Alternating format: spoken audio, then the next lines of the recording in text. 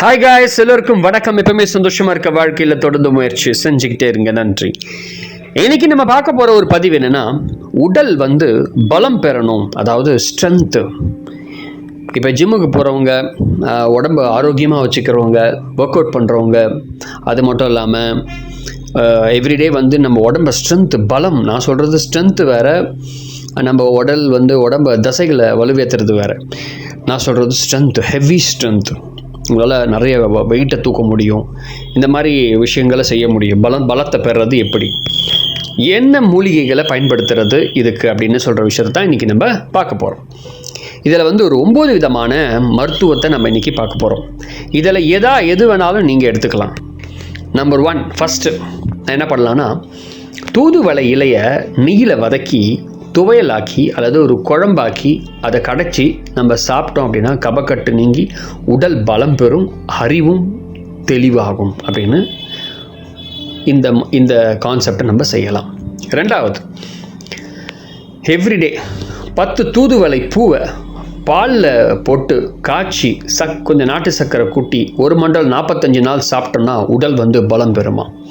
அடுத்தது, தூதுவளையுடன் அம்மான் பச்சரிசியை துவையல் செய்து சாப்பிட்டு வந்தோம் அப்படின்னா உடல் பலம் பெறும். அடுத்தது, ஆவாரம் பூவையும் சூரணமாகவோ அல்லது குடிநீராகவோ காய்ச்சி பாலில் கலந்தோ இதழ்களை கறி அல்லது ஏதாவது சமையலில் சேர்த்தோ நாள்தோறும் நம்ம பயன்படுத்தி வந்தால் உடல் பலம் கூடும், பலத்தை கொடுக்கும், உடம்பு பொன்னிறமாகுமா. அஞ்சாவது, 200 கிராம் இஞ்சியை தோல் நீக்கி சிறு துண்டுகளாக்கி 200 கிராம் தேனில் போட்டு 4 நாள் கழித்து தினம் காலில் ஓரிரு துண்டுகளை நம்ம சாப்பிட்டோம் அப்படின்னா வயிற்றில் 1 மண்டலம், அதாவது நம்ம தொடர்ந்து 1 மண்டலம் அதை சாப்பிட்டோம்னா உடல் ஆரோக்கியமாகி ஆயுள் பெருகும், நெஞ்சு திட்டமாகி பெற்று மன உறுதி அடையுமா. ரொம்ப அற்புதமான ஒரு மருத்துவ குணம் அது. ஆறாவது என்னென்னா, வேம்பு பஞ்சாக சூரணம் அப்படின்னு கடையில் விற்கிறது. நீங்கள் நாட்டு மருந்து கடைக்கு போனீங்கன்னா கிடைக்கும். வேம்பு பஞ்சாங்க சூரணத்தை 10 அரிசி எடை அளவெடுத்து நெய், தேன், வெண்ணெய் உங்கள் உடம்பு அமைப்புக்கு ஏற்ற மாதிரி, சில பேருக்கு கோல்டாக ஆகும் அப்படின்னா நீங்கள் தேன் எடுத்துக்குங்க. சில பேருக்கு ரொம்ப ஹீட் ஆகும் அப்படின்னா நீங்கள் நெய் எடுத்துக்குங்க, வெண்ணெய் எடுத்துக்குங்க, நெய் எடுத்துக்குங்க. இதில் நீங்கள் பால் கூட நம்ம கலந்து இதை நீங்கள் சாப்பிட்டீங்கன்னா பால் ஏதேனும் ஒன்று கொடுத்து 1 மண்டலம் இல்லை 2 மண்டலம் தொடர்ந்து நாம் சாப்பிட ஆரம்பிச்சிட்டுனா உடல் கெட்டியாகுமா, நரைத்திரை மாறுமா.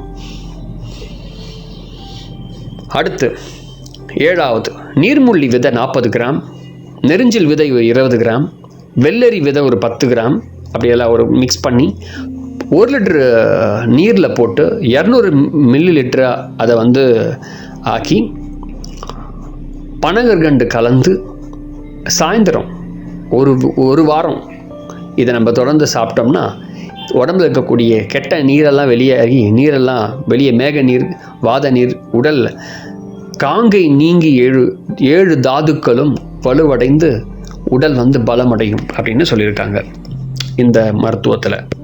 அடுத்து 8வது, சிறுகொன்றை வேர்பட்டையை 100 கிராம் 1 லிட்டர் தண்ணியில் போட்டு 200 கிராம் மில்லி ஆக்கி காய்ச்சி காலில் மாலில் குடித்தோம் அப்படின்னா, வேர்பட்டையை யூஸ் பண்ணோன்னா உடல் பலம், அழகு, கவர்ச்சி உண்டாகும். மறக்காமல் ட்ரை பண்ணி பாருங்கள். அடுத்து 9வது, மகிழம்பூ 3 பிடி 300 மில்லி தண்ணியில் போட்டு 100 கிராம் ஆகி அதை காய்ச்சி பாலுடன் கற்கண்டு போட்டு கலந்து இரவு சாப்பாட்டுக்கு அப்புறம் சாப்பிட்டு வந்தோம் அப்படின்னா உடல் வலிவு, பயங்கரமான ஆற்றலை பெறும். மறக்காமல் ட்ரை பண்ணி பாருங்கள். இதெல்லாம் உடம்புல ஏற்படக்கூடிய அற்புதமான ஒரு விஷயங்கள். ஸோ ட்ரை பண்ணிங்கன்னா அற்புதமான மாற்றங்கள் ஏற்படும். ட்ரை பண்ணி பாருங்கள். உடலுக்கு தேவையான பலத்தை கொடுக்கும் இந்த மூலிகைகள்லாம். நம்ம நிறையா ப்ரோட்டீன்ஸ் எல்லாம் எடுத்துப்போம், சேர்த்து இதையும் எடுத்துக்குங்க. ரொம்ப அற்புதமான ரிசல்ட் உங்களுக்கு கொடுக்கும். நான் ட்ரை பண்ணி பார்த்தது இதில் எது அப்படின்னா, சிறுங்கொன்றை வேர்பட்டையை நான் ட்ரை பண்ணியிருக்கேன், ரொம்ப அற்புதமாக இருக்கும்.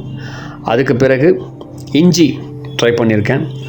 அதுக்கு பிறகு தூதுவளை பூவை பாலில் காய்ச்சி சர்க்கரையை போட்டு 45 மண்டலம் ஒரு மண்டலம் சாப்பிட்ருக்கேன். செம்ம ரிசல்ட் இருக்குது. மறக்காமல் நீங்களும் ட்ரை பண்ணி பாருங்கள். இதை இந்த 9 விதமான மூலிகை குறிப்பில் நீங்கள் எதை வேணாலும் ட்ரை பண்ணி பார்த்துக்கலாம். செம்ம ரிசல்ட் இருக்கும். Thank you very much. அடுத்த பதிவில் வேறு ஒரு மூலிகையை பற்றி பார்ப்போம். நம்முடைய ப்ளேலிஸ்ட்டில் மூலிகை அப்படின்னு இருக்கும். நிறைய மூலிகைகளை பற்றி நம்ம போட்டிருக்கேன். பார்த்தீங்கன்னா உங்களுக்கு எது பிடிச்சிருக்கோ அதை நீங்கள் ஃபாலோ பண்ணலாம். நன்றி.